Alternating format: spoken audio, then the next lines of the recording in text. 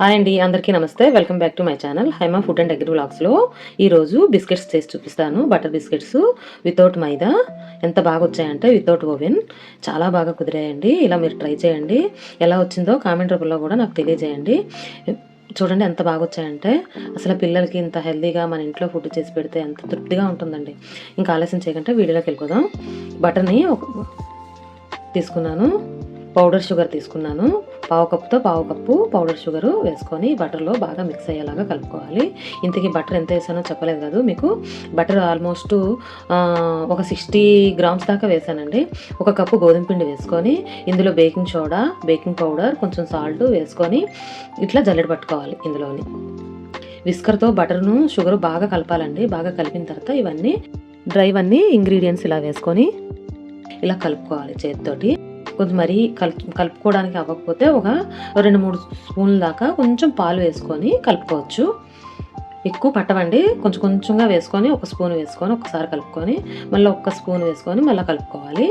ఇట్లా పిండిని మరీ చపాతీ పిండిలా కలపకూడదు, మెల్లగా ఇట్లా కలుపుకోవాలన్నమాట. పెద్దగా గట్టిగా వత్తనవసరం లేదనమాట. ఇట్లా చేసుకొని దీన్ని చూడండి ఇట్లా రావాలి కన్సిస్టెన్సీ, ఇట్లా బ్రేక్ అవ్వాలన్నమాట పిండిని. దీన్ని మూత పెట్టుకొని ఓ 10 నిమిషాలు పక్కన పెట్టేసుకుందాం.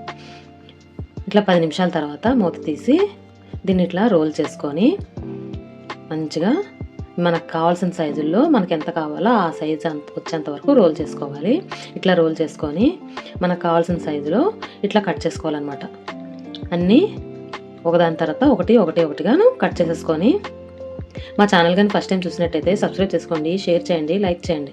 ప్లేట్కి ఆయిల్ గ్రీస్ చేసుకొని చూసారా కట్ చేసుకున్నాను. దీన్ని ఆల్రెడీ 10 నిమిషాల ముందే స్టవ్ మీద పెట్టి మీడియం ఫ్లేమ్ మీద పెట్టాను, ప్రీ హీట్ చేసుకున్నాను. మెల్లగా దీన్ని పెట్టి మీడియం ఫ్లేమ్ మీద ఒక 5 నిమిషాలు ఉడికించిన తర్వాత మంటని లో ఫ్లేమ్లోకి కట్టేసుకొని దీన్ని ఒక 20 నిమిషాలు వదిలేయాలి. 20 నిమిషాల తర్వాత ఒక్కసారి ఇట్లా తిప్పుకొని ఒక 10 నిమిషాలు 12 నిమిషాల దాకా కాల్చుకొని దీన్ని 12 నిమిషాల తర్వాత స్టవ్ బంద్ చేసేసేయాలి. చూపిస్తాను చూడండి. 10 నిమిషాల తర్వాత స్టవ్ బంద్ చేసేసాను. కొంచెం మెత్తగానే అనిపిస్తుంది, చల్లారిన తర్వాత చాలా గట్టి పడతాయండి. ఇలాగా ఈ కొలతలతో చేసుకోండి, చాలా బాగుంటాయి. చాలా బాగా వచ్చాయి, చాలా బాగా కుదిరాయి. పిల్లలకి చాలా ఆరోగ్యం. మన చేతులతో మన పిల్లలకి వండి పెడితే ఆ తృప్తే వేరండి. అసలు చాలా బాగా వచ్చాయి.